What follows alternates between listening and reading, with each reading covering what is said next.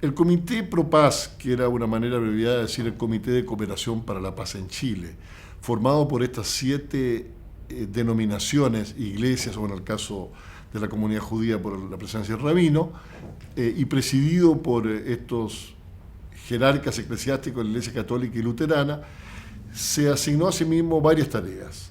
Una, prestar atención a las personas que sufrían una persecución y riesgo de su vida, su integridad física o su libertad.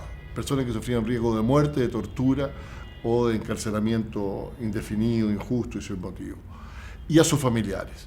2, prestar apoyo a las personas que habían sido despedidas de su trabajo, que fueron muchísimas despedidas de su trabajo, sea de la administración pública por razones políticas o aprovechando la situación de disolución de sindicatos de empresa privada. 3, brindar un cierto apoyo económico en la forma de préstamo y asesoría para desarrollar microempresas a personas que se habían quedado cesantes como fruto de esta situación.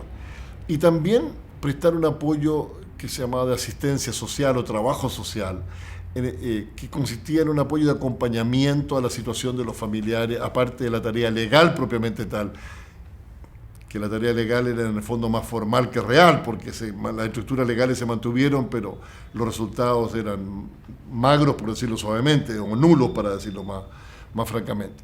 Esta era la tarea que se presentó, pero a poco andar añadió una tarea nueva, pues la primera tarea no les complacía a la Junta Militar, pero podía aceptarla.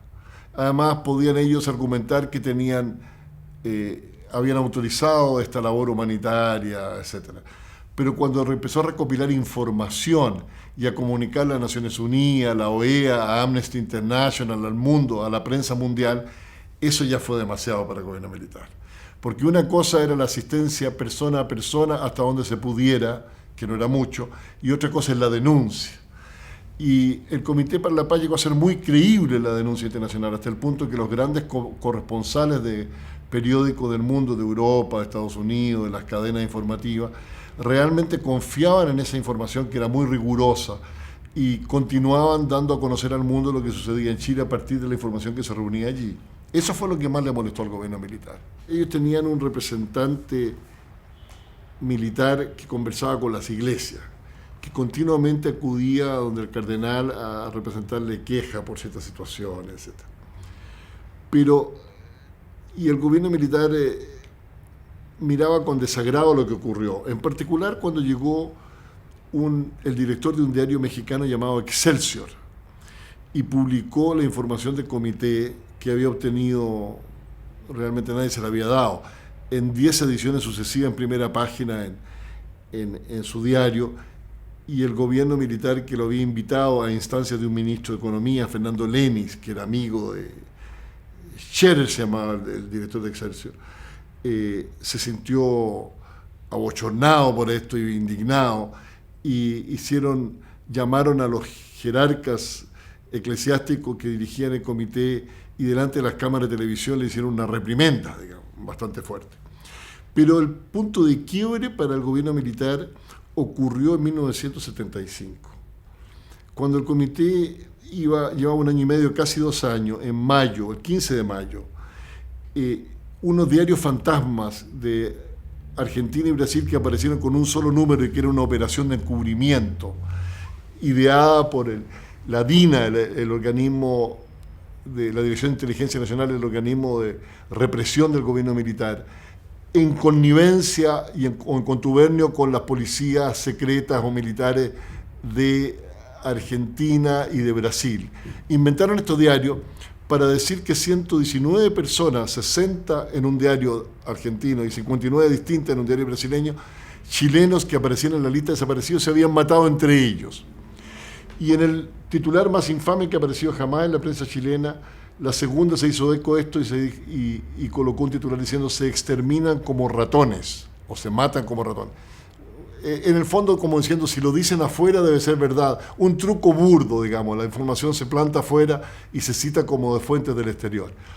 Nosotros enviamos un abogado a estos países, demostramos que esas publicaciones habían aparecido 1 o 2 veces solo para el solo efecto de crear esta información falsa. Lo publicó el New York Times, el Washington Post, Le Monde, todo el mundo. La DINA quedó avergonzada con esto y desde entonces juró venganza y no cejó hasta doblegar al Comité por la Paz. La ocasión la tuvieron meses después, cuando el Comité por la Paz, después de un asalto de la DINA a un refugio del MIR, tomó mucha gente presa, e incluso una doctora británica llamada Sheila Cassidy, y la torturaron, etc. Y el Comité por la Paz se jugó por asilar a estas personas, por brindarle atención médica, etc. Entonces esto fue demasiado para ellos y fue el pretexto preciso para empezar a detener a algunos de nosotros. Hacia noviembre éramos 22 personas del Comité por la Paz que estábamos detenidas, abogados, sacerdotes, trabajadores sociales, etc., incluido el que habla. Y entonces Pinochet le envió una carta al cardenal pidiendo la disolución del comité, pero teniendo, digamos, 22 personas en la cárcel. El cardenal, que era una persona que sabía manejarse bien en situaciones difíciles, aunque como persona humana que era, dudaba mucho y se afligía mucho con estas situaciones, no le gustaba el conflicto, pero lo enfrentaba al final, pero bien al final, digamos. Entonces el cardenal maduró esta situación y finalmente aceptó disolver el comité, pero lo reorganizó bajo el nombre de Vicaría de la Solidaridad. Vicaría es una especie de ministerio del arzobispo o del obispo.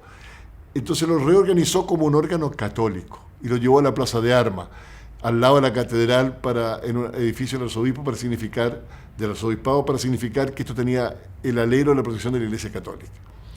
Las iglesias protestantes continuaron cooperando con esta nueva organización y, habiendo hecho esto, el arzobispo liberaron a las personas que tenían presos.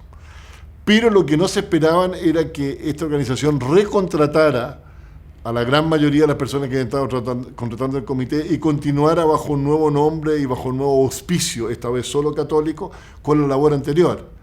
De manera que el cardenal, de alguna manera, superó, digamos, en astucia, digamos, y en decisión al mismo gobierno militar.